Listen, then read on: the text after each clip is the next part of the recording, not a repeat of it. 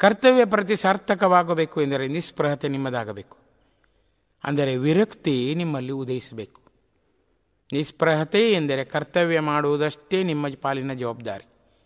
ಮತ್ತೆ ಅದರಿಂದ ಲಾಭ ಅಥವಾ ನಷ್ಟ ಎಷ್ಟು ಬರಬಹುದು ಎಂಬ ಲೆಕ್ಕಾಚಾರ ನಿಮ್ಮದಾಗಬಾರದು. ಅದು ನಿಮ್ಮ ಹಕ್ಕು ಅಲ್ಲವೇ ಅಲ್ಲ. ಈ ಖಡಾಖಂಡಿತ ನಿಲುವು ನಿಮ್ಮದಾಗಬೇಕು. ಜಿಲ್ಲಾಧಿಕಾರಿಯಾದ ನಂತರ ನೆರೆಮನೆಯಾತ ತನ್ನ ಹೆಂಡತಿಗೆ 10 kg ಬಂಗಾರದ ಒಡವೆ ಮಾಡಿಕೊಟ್ಟರು ಎಂದು ನಿಮ್ಮಾಕೆ ನೀವು ಜಿಲ್ಲಾಧಿಕಾರಿಯಾಗಿ ಬಡ್ತಿ ಹೊಂದಿದಾಗ ಹೇಳಿದಳು ಎಂದಿಟ್ಟುಕೊಳ್ಳಿ.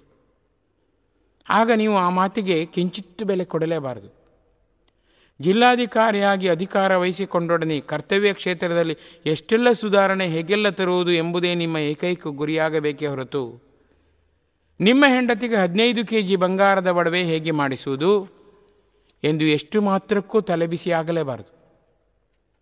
ಲಂಚ ರುಷುವತ್ತುಗಳಿಗೆ ಬಾಯ್ಬಿಟ್ಟರೆ ಆ ರೀತಿಯಲ್ಲಿ ಪಡೆದ ಹಣ ಯಥಾರ್ಥವಾಗಿ ನಿಮಗೆ ದಕ್ಕುವುದೇ ಇಲ್ಲ ಎಂದೆನ್ನುತ್ತಾರೆ ಶ್ರೀ ಗುರುಜಿ. ಆ ಹಣ ಕಾಯಿಲೆ ಕಸಾಲೆ ಜಾಸ್ತಿಯಾಗಿ ವೈದ್ಯರಿಗೋ ಆಸ್ಪತ್ರೆಗೋ ಸಲ್ಲುತ್ತದೆ.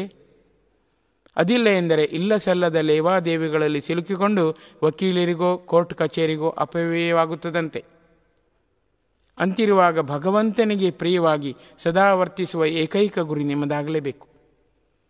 ಈ ಬಾಳು ನಶ್ವರ ಎಂಬಿ ಸತ್ಯವನ್ನರಿತು ದೇವರಿಗೆ ದ್ರೋಹ ಮಾಡಲಾರೆ ಎಂಬ ಪಣತೊಟ್ಟು ನರರಲ್ಲೇ ಹರರನ್ನು ಕಾಣುತ್ತಾ ಕೆಲಸವನ್ನೇ ಪೂಜೆಯಾಗಿಸಿಕೊಂಡು ಮನೆಯನ್ನೇ ಮಂತ್ರಾಲಯವಾಗಿಸಿಕೊಂಡು ಮುನ್ನಡೆಯುವ ಛಾತಿ ನಿಮ್ಮದಾಗಬೇಕು.